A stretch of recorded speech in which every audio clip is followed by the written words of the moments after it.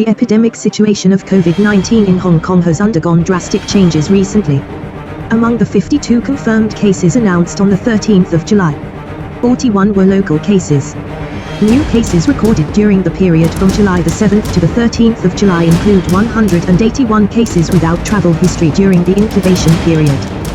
The recent emergence of local cases of unknown infection source indicates the existence of sustained silent transmission in the community.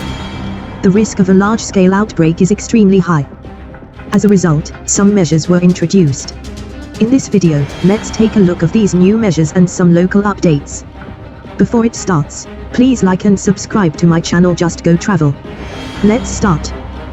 The requirements and restrictions under the latest directions are as follows. On catering business, the number of customers at any catering premises at any one time must not exceed 50% of the normal seating capacity of the premises. No more than 4 persons may be seated together at one table within any catering premises.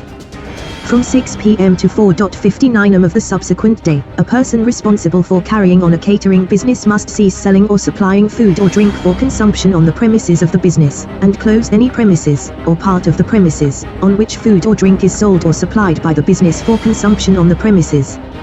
The premises concerned may still sell or supply food and or drink for takeaway services and deliveries. Any premises that is exclusively or mainly used for the sale or supply of intoxicating liquors for consumption in that premises must be closed. Any part of a catering premises that is exclusively or mainly used for the sale or supply of intoxicating liquors for consumption in that part must be closed. Live performance and dancing must not be allowed in any catering premises. Some places required to suspend operation for a week, such as amusement game centers, bath houses and fitness centers. For group gatherings, the number of persons allowed in group gatherings in public places will be tightened from 50 to 4, with effective from the 15th of July.